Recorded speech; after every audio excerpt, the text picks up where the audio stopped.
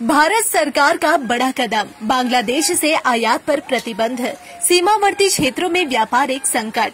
भारत सरकार ने बांग्लादेश को उचित सबक सिखाने के उद्देश्य से वहां से आने वाले कई उत्पादों के आयात पर प्रतिबंध लगा दिया है। इस निर्णय से बांग्लादेश की अर्थव्यवस्था पर असर पड़ने लगा है और वहां बेचैनी का माहौल बन गया है।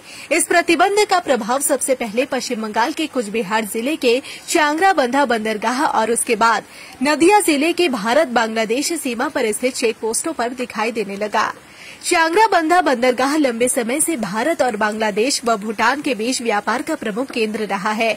हर दिन लगभग 90 ट्रक बांग्लादेश से सामान लेकर भारत और भूटान में प्रवेश करते हैं। इस निर्णय से व्यापारियों के साथ साथ श्रमिकों में भी चिंता बढ़ गई है। हालांकि यह प्रतिबंध केवल आयात पर लगाया गया है। भारत से बांग्लादेश को निर्यात फिलहाल प्रभावित नहीं हुआ है। कई व्यापारियों का कहना है कि देश पहले व्यापार बाद में, देश हित में जो सही है वही करना चाहिए। केंद्रीय वाणिज्य एवं उद्योग मंत्रालय के अधीन विदेशी व्यापार कार्यालय ने इस अधिसूचना को जारी कर बताया कि अब से बांग्लादेशी रेडीमेड कपड़े केवल कोलकाता और मुंबई के वाहवा शेवा बंदरगाहों के माध्यम से ही भारत में आयात किए जा सकेंगे। पूर्वी और पूर्वोत्तर भारत के किसी भी बंदरगाह से इन कपड़ों के आयात की अनुमति नहीं होगी। इसके अलावा रेडीमेड कपड़ों के साथ साथ सूती कपड़े, प्रोसेस्ड फूड, फल और प्लास्टिक उत्पाद जैसे कई अन्य बांग्लादेशी सामानों के आयात पर भी रोक लगा दी गई है। अब ये सामान असम, त्रिपुरा, मेघालय या मिजोरम जैसे राज्यों के किसी सीमा शुल्क केंद्र से भारत में प्रवेश नहीं कर पाएंगे। नदिया जिले के गेदे सीमा पर मालगाड़ियों के जरिए जो व्यापार होता था वह पूरी तरह से ठप हो गया है। यहाँ सैकड़ों मालगाड़ियों से बांग्लादेश में सामान भेजा जाता था।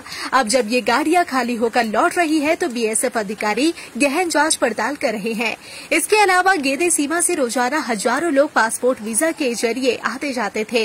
वहां आवाजाही भी लगभग बंद हो गई है। विदेशी मुद्रा विनिमय केंद्र भी बंदी के कगार पर आ गया है। सीमा के पास रहने वाले बुजुर्गों का कहना है कि बांग्लादेश कभी भी भारत का भला नहीं चाहता। 1971 में भारत ने इस देश को आजादी दिलाई थी, लेकिन आज बांग्लादेश पाकिस्तान प्रेम में डूबता दिख रहा है।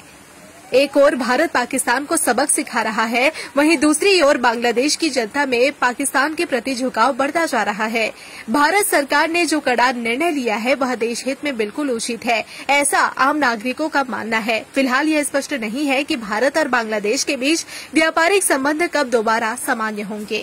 पूरे दिन भर क्या किया, कभी कांग्रेस, कभी बीजेपी, कभी TMC, दिन भर लगा रहता है भैया। हाँ, न्यूज देखते देखते इस समय आ गया भाई साहब, अपना व्यापार खड़ा करना है, अपने बिजनेस को बड़ा करना है। चालू करिए अपने कपड़े का व्यापार हमारे साथ में, कंपनी वेट कर रही है इतना सारा आइटम लेकर के। अभी का भी कॉल करिए।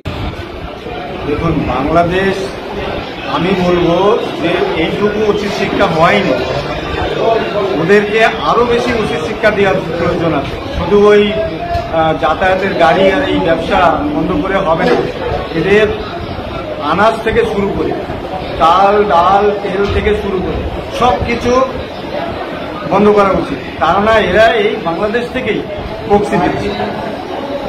কারণ ওদিকে পাকিস্তান আর পাকিস্তানের ভাই ভাই হয়ে পাকিস্তান বাংলাদেশকে দিয়ে এই কাজগুলো করেছে। তার আমরা প্রমাণ কি পেয়েছি যে যখন বাংলাদেশ